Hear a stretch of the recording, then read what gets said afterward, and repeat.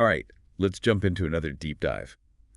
This time, we're taking a look at the Crimson Campaign, Ooh, excellent the choice. second book in Brian McClellan's Powder Mage trilogy. Yeah, And I gotta say, I'm already hooked. it's a good one. We're dealing with political intrigue, military Double strategy, thoughts that. and a magic system that revolves around Gunpowder. gunpowder. I mean, come on, how cool is that? Very cool.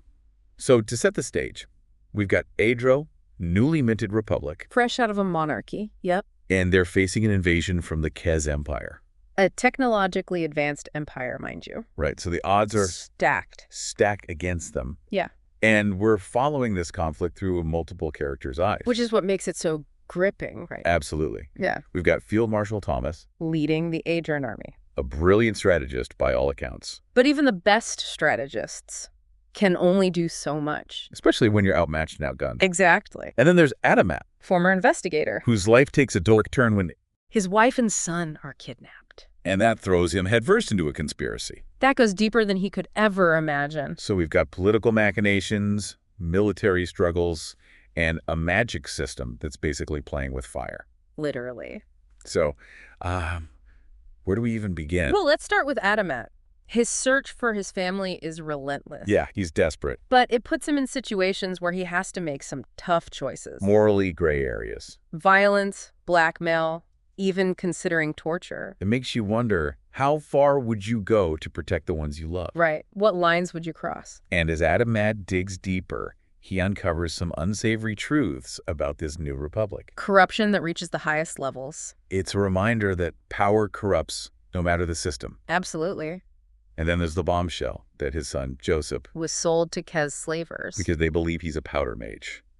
Talk about a gut punch. It's a cruel twist. It shows how children can become pawns in these larger conflicts. Absolutely. It's heartbreaking. It is.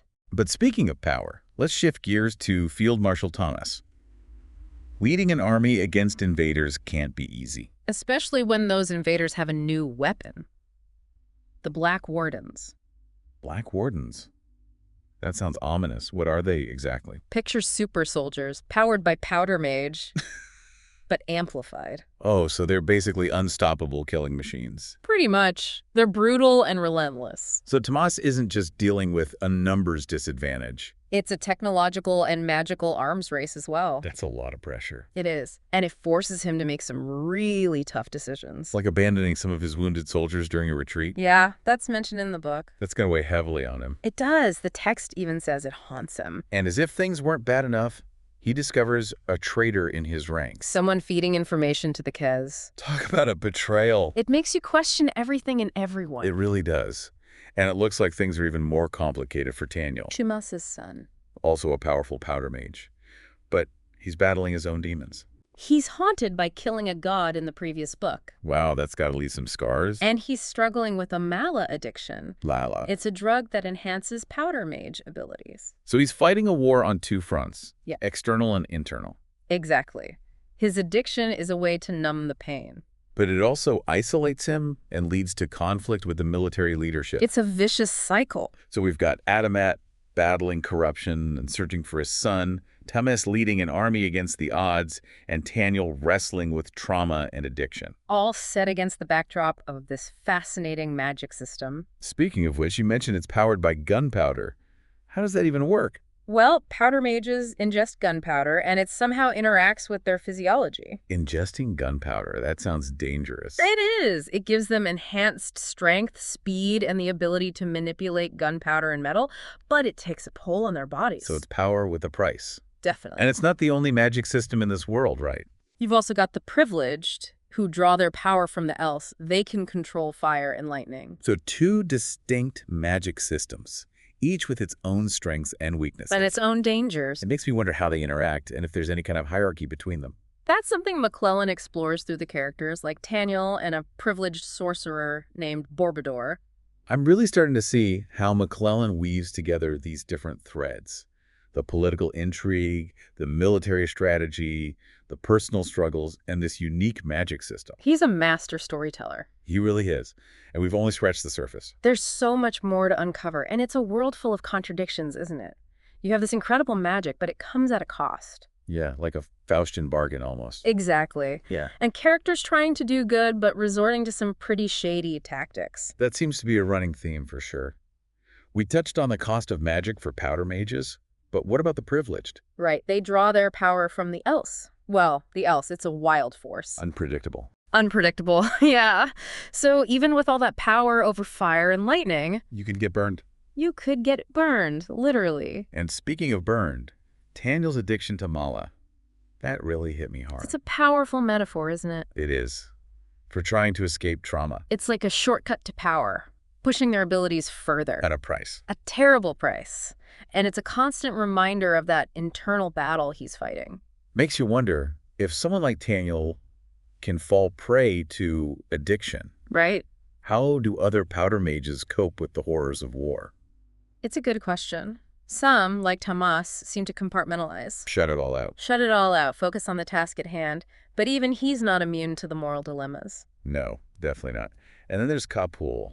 She's a bit of a mystery, isn't she? Oh, yeah. With her blood magic, it seems so different. Ancient, primal, compared to the powder mages and the privileged. It's like she represents a connection to a more, I don't know, mystical understanding of magic. Like a deeper connection to the world. Exactly. And one thing I really appreciate about this book Yeah. was how McClellan blends the magical and the mundane. It's not just wizards and fireballs. You know, it's about how magic affects politics, warfare, relationships. It's woven into the fabric of society. And that brings us back to the political intrigue. Adamat's search uncovers some serious corruption. Reaching the very top. So who are the key players in this game? Well, you've got Duke Nixlos, Temis's brother-in-law. He's a master manipulator, pulling strings from the shadows. The puppet master. The puppet master, yeah. And his ambition, it knows no bounds. So he's the poster child for how power corrupts. You could say that. And his schemes are a big reason for the Kez invasion. He sees it as an opportunity. To consolidate his power, eliminate his rivals, reshape Adro in his image. It's terrifying that someone like that holds so much influence. It is. But it also makes the story that much more intense. Because there's this hidden enemy working in the background. Absolutely. And it's not just him. There are other factions, too, all vying for control. So it's a war on two fronts.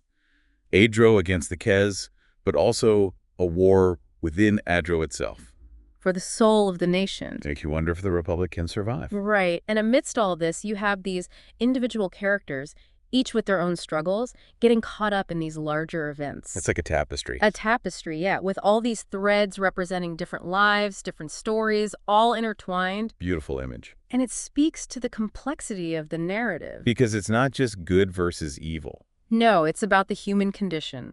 Power, loss, betrayal, searching for meaning in a world that feels like it's falling apart. And a lot of these journeys converge in the city of Alvation. Right. Alvation becomes a crucible, a focal point for all the conflict. So it's where everything comes to a head. You could say that. So what are some of the key moments that happen there? What should we be paying attention to?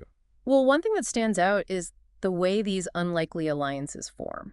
Like Adamat working with Borbador, the privileged sorcerer. The enemy of my enemy is my friend. Something like that. But I bet those alliances are fragile. They are. Trust is hard to come by in this world. Especially when you've got betrayals and shifting allegiances. Yeah, and shocking violence. McClellan doesn't hold back. No, he doesn't. He puts his characters through the ringer. And that's what makes them so compelling. Right.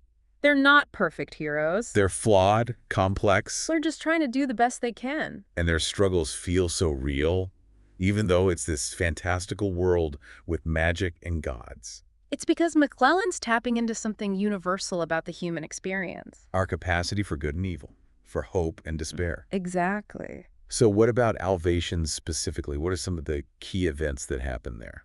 Well, one of the most important moments is Adamat's confrontation with Lord Vetas. The man who kidnapped his son. Exactly. You can feel the tension, the emotion, as Adamat wrestles with his desire for revenge, but also his need to find Joseph. It's got to be overwhelming for him. It is, and it's made even more powerful by the fact that Borbador is there too, using his magic to help Adamat. So friendship prevailing, even in those dark moments. But it also highlights the destructive potential of magic. Vetas and Borbador, they're both wielding immense power. Right, and it shows that magic isn't a solution in itself. It can be used for good or evil. It all comes down to choices. Exactly. So we've got Adamat and Vetas, a clash of magic and a fight for justice. What else was happening in Alvation? Well, Tamas arrives, trying to repel the Kez invasion, but also to stop Nixlos. His own brother-in-law. Yeah, and their confrontation is intense, full of emotion. Because it's not just about political power anymore. It's about conflicting visions for Adro's future. Those competing visions, that seems to be a big part of the book. It is. The old ways versus the ideals of the Republic. Tradition versus progress. Exactly. And you see it everywhere. The clashes between powder mages and the traditional military, the debates about magic's role in society. It's a fight for the very soul of Adro. And the book ends with so much unresolved. I know. It's frustrating, but in a good way. Like, I need to know what happens next. McClellan knows how to leave you wanting more. He does. And he plants all these seeds for the next installment. Speaking of which, what about Joseph? Ah, yes. We know he was taken because they thought he was a powder mage. But is he? That's the question. And what will his role be in all of this? He represents the next generation. The future of Adro. Will he follow in his father's footsteps? Will he be drawn to the powder mage power? Or will he forge his own path? So much potential. In uncertainty. It's a brilliant way to end the book. It leaves you with all these questions, makes you think about the possibilities. That's what great storytelling is all about. It's not just about giving answers, it's about sparking curiosity. Exactly. It's like watching them pick up the pieces after the storm in Alvation. Adamat, he's finally got his family back. Yeah. But he's not unscathed. No, I imagine not. I mean, he's seen some things, done some things. Faced the darkness. To get them back. Exactly. He's not just going to shake that off. No. And what about Tomas? I mean, he stopped a devastating attack. Right. But there were losses. Heavy losses. And that confrontation with Kresimir. That was a turning point, I think. In what way? It shattered any illusions about these gods being benevolent. He saw them for what they are. Forces of nature. Capricious. Yeah. Dangerous. And that realization... It changes everything. Because now it's all on him. No gods, no kings to rely on. It's just him. A heavy burden. Yeah, that's got to weigh on him. It does. But it also seems to fuel his determination. To protect the Republic. To fight the rot within Adro itself. And speaking of rot... Duke Nixlos. What a piece of work. His plan to destroy Alvation. His own people. Just to gain an advantage. Chillin'. It really is. But I will say, McClellan doesn't paint him as a one-dimensional villain. No, there's a complexity there. Like he truly believes he's doing what's best for Adro. Even if it means sacrificing those he sees as... unworthy. Yeah, a dangerous combination of intellect and a lack of empathy. Makes him even more frightening. And his rivalry with Tamas? Deeply personal. It's not just about power. It's about two completely different visions for Adro's future. For the soul of the nation. That tension, that struggle between the old ways and the new. Yeah, through the whole book. You see it everywhere. Powder mages versus the traditional military, the debates about magic, even Adamat's fight against corruption. It's all connected. It is. And the book ends with so much unresolved.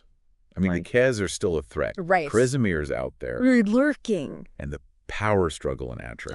Over. It's like, I need to know what happens next. McClellan's a master of that. He leaves you wanting more. And he sets up the next book perfectly. He does. But speaking of things left unresolved, Joseph. Is he a powder mage? We still don't know. But he could be. And if he is... what will that mean? He's the next generation. The future of Adro. Will he follow his father? Will he be drawn to that power? Or will he find his own way? So many possibilities. It's a brilliant way to end the book. It makes you think. And it leaves you wanting more. Which is what great storytelling does. Absolutely. The Crimson Campaign has been a wild ride. It has. Political intrigue, moral dilemmas. Magic and gunpowder. What's not to love? And it's all about the human struggle, isn't it? For power, for identity, for meaning, in a world that doesn't always make sense. We've seen these characters tested, pushed to their limit. Forced to make impossible choices. And face their demons. It's been an incredible deep dive. It really has. And as we wrap up... I'm left with this question. Who? If even gods can be flawed, if even magic can be corrupted... what does it mean to be human? In a world where power is so seductive... and the consequences can be devastating. A question worth pondering. Absolutely. And one that I'm sure will stay with us as we move on to the final book in the trilogy. I think you're right. So to all our listeners out there, thank you for joining us on this deep dive. Thanks for listening. We hope you enjoyed it as much as we did. And until next time, Keep exploring, keep questioning, and keep diving deep.